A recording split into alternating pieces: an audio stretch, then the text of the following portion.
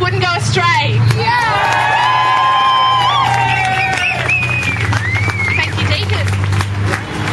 Now, this event wasn't intended to be a rally. This is a letterboxing event, as many of you will know. But from looking at the size of the crowd here today, which is well over 100 people, looking at about 150 at least to be here, this has far exceeded our expectations. So we're thrilled to have you with us. This event is also happening as different types of action on climate change, and we voted for it at the last federal election.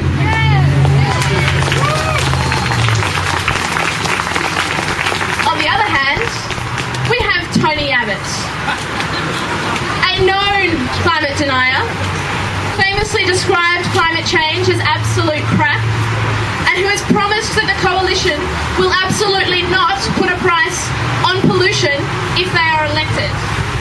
Now, that's not leadership. Last week, a 260-kilometre square chunk of ice broke off Greenland and is now drifting towards Canada. It's the largest iceberg to carve off the mainland in over 50 years. One US politician suggested that the ice was big enough for global warming deniers to go and start their own country. I would suggest that there are perhaps a few Australian politicians who might like to join them there. Now, we've been very critical of the two major parties and their climate change platforms. And that's because they fail the basic test. Will Australia's greenhouse pollution go up or go down? The Climate Institute has assessed the greenhouse policies of the ALP, the Coalition and the Greens. Their analysis shows that under an ALP government, greenhouse pollution will be 19% above 1990 levels by 2020. Under a coalition government, it will be 8% above 1990 levels by 2020. And only the Greens policies will actually deliver falling emissions, with the analysis showing that under their policies, emissions would fall by 25% by 2020. The response of the major parties to climate change is simply not good enough. Across Australia, millions of us have taken action in our own lives to reduce our greenhouse pollution and be part of a sustainable future for all. We're doing our bit. It's time for our leaders to do theirs. Hey. Now, as you'll be aware, the walk against warming this year is a little different. We've been calling on our political leaders to act for years. We've shown them how many people want action on climate change at rallies, through petitions, through letters to our MPs and through targeted campaigns. Yet our political leaders continue to ignore the call for action.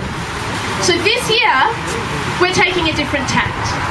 This year, this great suburban walk that you are all a part of will be taking the message for climate action straight to the people who matter most, and that's the voters. Together, today, we're going to letterbox 3 entire electorates here in Melbourne.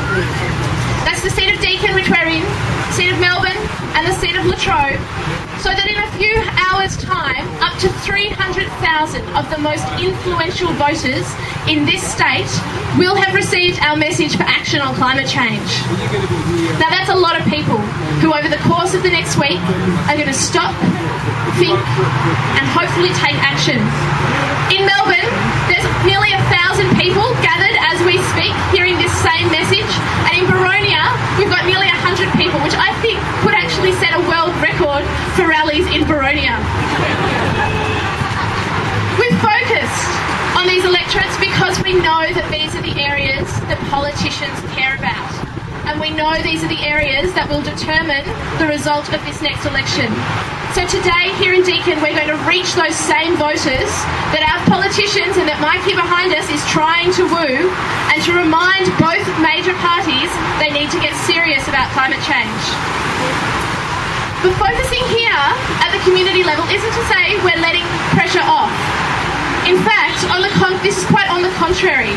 Our action today leaves Julia Gillard and Tony Abbott 5 days to put a serious climate policy on the table before we go to the polls. And through our efforts, we are also building grassroots community action across Victoria. Over the past 6 months in Victoria, I've seen the climate movement grow and mature like never before. We've had a very clear goal as a movement where we've been focused and calling on the governments to commit to clean up our energy supply and replace Hazelwood Power Station with clean energy by 2012.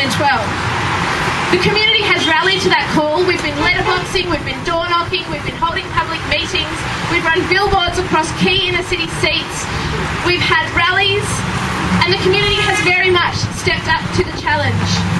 And we've seen already a result. Still 4 months out from the election, and we already have a commitment from the state government to replace 1/4 of Hazelwood by 2014. Now, it's a good first step, but it is not all the way, and allowing 3/4 of Hazelwood to keep polluting indefinitely is unacceptable. So by building movements like this, by staying involved, by keeping together, we can continue to build that pressure through this week and then for the next 4 months and beyond as we go to a state election and we keep having to push for climate change.